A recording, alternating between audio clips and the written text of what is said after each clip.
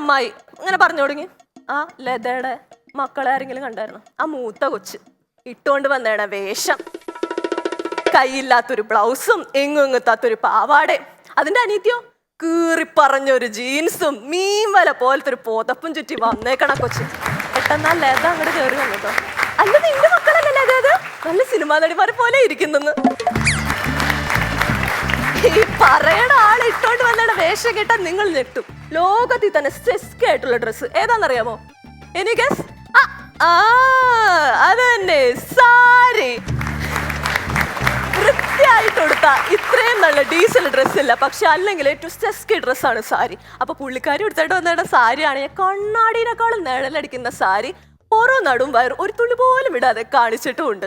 അറിയാതെ മുടി എങ്ങനെ ഒരെണ്ണം ബാക്കിൽ പോയി കഴിഞ്ഞാൽ ഫ്രണ്ടിലേക്ക് എടുത്തിടാനും ഈ മൂടിപ്പോയ വയർ തുറന്നു വെക്കാനും മറന്നു പോകാതിരിക്കാൻ വേണ്ടി ഒരു മറവിയുടെ ഗുളിക വരെ കഴിക്കണ്ടെന്നാണ് ഞാൻ കേട്ടത്. കാരണം കാണികൾ നിരാശരാകരുതല്ലോ. പിന്നെ ഇനി നെക്സ്റ്റ് എന്റെ സ്റ്റൈലും എന്റെ കാര്യക്കും വരാൻ പോകണമെന്ന് എനിക്ക് അറിയാവുന്നുണ്ട്. ദൈവമേ നോർത്ത് ഞാൻ ഓടി അങ്ങ് പോകുമ്പോൾ ദാണ്ട് വരുന്നു വേറൊരു അമ്മായി.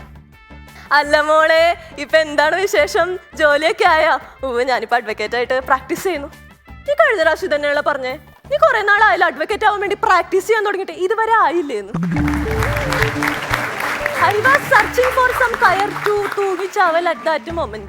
പുള്ളിക്കാരി പറഞ്ഞു പല ID കാർഡ് കിട്ടുന്ന ജോലിക്കും പോകുന്നു. അതായത് ഗവൺമെന്റ് ജോലി. അല്ല, അത് കിട്ടാത്തവർക്ക് ഇപ്പൊ അമ്മായിയുടെ മോനെ പോലെ നാട് വിട്ടോണ്ടിരിക്കുകയാണല്ലോ.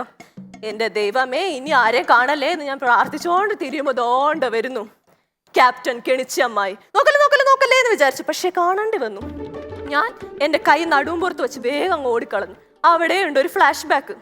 ഈ പുള്ളിക്കാരത്തി ഇടയ്ക്കിടയ്ക്ക് എൻ്റെ വീട്ടിൽ കയറി വരും. എന്തെങ്കിലും നാശം ഒപ്പിച്ചിട്ടേ പോകുള്ളൂ. എൻ്റെ അമ്മയുടെ പച്ചക്കറിത്തോട്ടത്തിൽ ഇടിച്ച് കയറുക, സകല വിളകളും ഒരെല്ല പോലും ഇല്ലാണ്ട് അടിച്ചു മാറ്റിക്കൊണ്ടു. എന്തൊരു നാണക്കേടാ നോക്കണേ. നാളെ ഒരു ദിവസം കൃഷി വകുപ്പിൽ നിന്ന് ആൾക്കാർ വരുമ്പോ, അല്ല ഈ കറിവേപ്പിലേക്കും ചെടിച്ചട്ടിയിൽ നട്ട 2 മുളകിനും കർഷകശ്രീ അവാർഡൊന്നും കിട്ടില്ല. പക്ഷേ അതുപോലെ തന്നെ വീടിനകത്ത് കയറാൻ എന്തെങ്കിലും നാശോപ്പിക്കുക. എനിക്കാണെങ്കിൽ ഈ കലകളിലൊക്കെ ഭയങ്കര കമ്പുണ്ട്. ഭരതനാട്യം, കുച്ചിപ്പുടി, ഇതൊക്കെ ഞാൻ പഠിച്ചിട്ടുണ്ട്. ഇതൊക്കെ പറയുമ്പോൾ രചന ചേച്ചിയുടെ കണ്ണുകളിലെ തീകഷ്ണം എനിക്ക് കാണാം. അപ്പോൾ ഇതൊക്കെ പഠിച്ചപ്പോൾ കുച്ചിപ്പുടിയിലൊരു ഐറ്റമാണ് തരംഗം എന്ന് പറയും. അപ്പൊ എന്നൊരു തട്ടുണ്ടാവും, ഒരു കുടം ഉണ്ടാവും. നിങ്ങൾക്ക് മനസ്സിലായില്ല, നെറ്റൊക്കെ ചുളിച്ച് നോക്കണം എല്ലാവരും.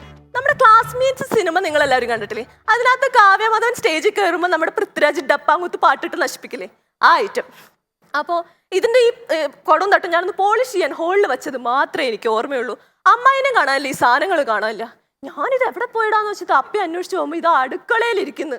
തട്ടത്തില് സവാള അരിഞ്ഞു വെച്ചിരിക്കുന്നു, കുടത്തില് സാമ്പാർ ഒഴിച്ചു വെച്ചിരിക്കുന്നു. അത് നിങ്ങൾ നെഞ്ചത്ത് കൈ വെച്ചിരിക്കുന്നു. ഞാൻ പണിയെടുത്തിട്ടൊക്കെ കാശ പോയത്.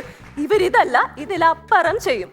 സ്വന്തം പേരക്കുട്ടിക്ക് സ്കൂളില് ചാച്ചാ നെഹ്റു ആയിട്ട് വേഷം കെട്ടി പോയപ്പോ ചെമ്പനീർ പൂ കിട്ടാഞ്ഞിട്ട് ചെമ്പരത്തി പൂ കൊടുത്ത് വിട്ട ഐറ്റമാണ് ഇവര്. ഇതിലപ്പുറം ചെയ്യും. എനിക്ക് ദേഷ്യം വന്നിട്ട് പിന്നെ ഇവരെ ചീത്ത പറഞ്ഞു. എന്നോടൊരക്ഷരം മിണ്ടിയില്ല. നേരെ എൻ്റെ അച്ഛൻ്റെ അടുത്ത് പോയിട്ട് പറഞ്ഞു, ഡാ നിന്റെ മോളെന്നാലും എന്നെ അങ്ങനെ പറഞ്ഞല്ലോടെ എനിക്ക് ഭയങ്കര വിഷമം. നോക്കിക്കോ, ഇനി അവള് കുച്ചിപ്പിടി കളിക്കുമ്പോ കോച്ചി പിടിച്ചിരിക്കുന്നു. ആ പണ്ടാരത്തിന് കരിഞ്ഞാക്കാണെന്ന് എനിക്കറിയാൻ പാടുണ്ടായില്ല. അന്നൊരിക്കൽ വീട് ഒടിഞ്ഞ എൻ്റെ നടു ഇതുവരെ ശരിയായിട്ടില്ല.